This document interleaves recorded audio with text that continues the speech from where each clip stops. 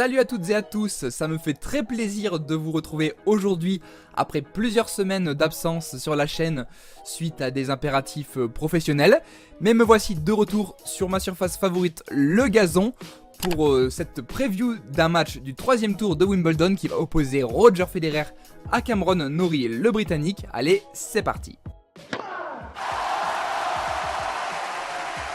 Avant toute chose, si la chaîne te plaît, tu peux t'abonner à celle-ci, mettre un petit pouce bleu si la vidéo t'a plu et tu pourras nous suivre sur nos réseaux sociaux.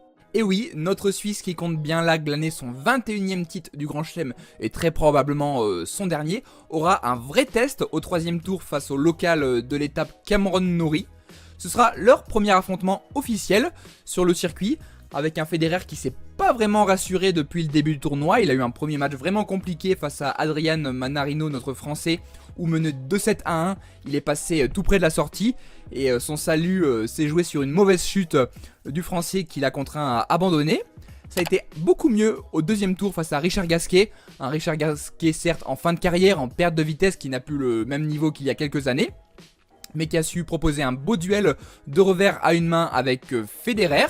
Un match assez plaisant à regarder, avec une première manche assez serrée où Federer était encore en manque de repères, en manque de rythme au niveau de son jeu de jambes, mais qui a bien mieux joué dans le deuxième et troisième set, notamment tactiquement en jouant beaucoup plus le coup droit de Ricci qui est on le sait, son éternel point faible.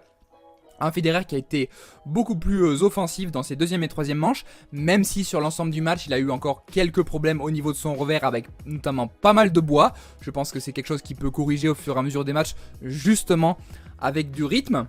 Il aura fort à faire puisque Cameron Norrie, le Britannique, est en pleine possession de ses moyens, en forme et en confiance.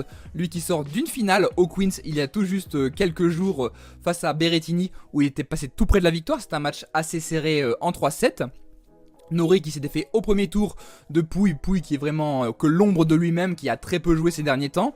Et surtout, du champion olympique du 100 mètres, Bolt, au deuxième tour, dans un match vraiment plié en 3-7, plein d'autorité.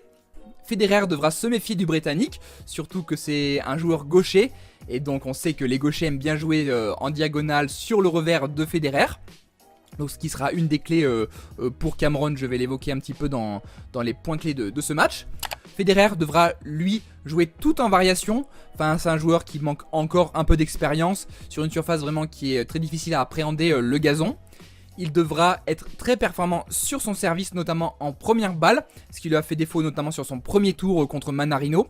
Essayer d'écourter au maximum les échanges, d'être très agressif, parce qu'on sait que Norrie est un très bon joueur de fond de court, et s'il amenait Federer à jouer des échanges de 15-20 coups et que ça durait un petit peu dans le temps, Federer pourrait rapidement aller à la faute, notamment côté revers. Le Britannique, lui, devra s'appuyer, bien sûr, comme il est gaucher, sur son coup droit assez enroulé, sa patte de gaucher comme on devrait dire, qui va souvent utiliser je pense sur le revers du Suisse.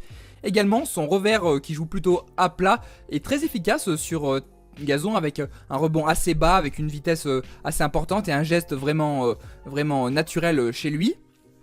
Donc je pense que ça va être vraiment un match serré. Après je vais donner quand même un avantage à Federer de par l'expérience qu'il a, de par ce genre de match qui s'est appréhendé. Peut-être que le Britannique sera rattrapé un petit peu par la pression de jouer cette légende sur le court central. Mais malgré tout je vois un match quand même assez serré et je pronostiquerai personnellement une victoire de Federer en 4-7. Dites-moi en commentaire qu'est-ce que vous pensez de ce match, si vous pensez que c'est vraiment un vrai test pour Federer ou alors que finalement il devrait peut-être passer sans encombre. Moi je vous retrouve très vite pour de nouvelles vidéos, de retour au boulot. Allez, ciao ciao!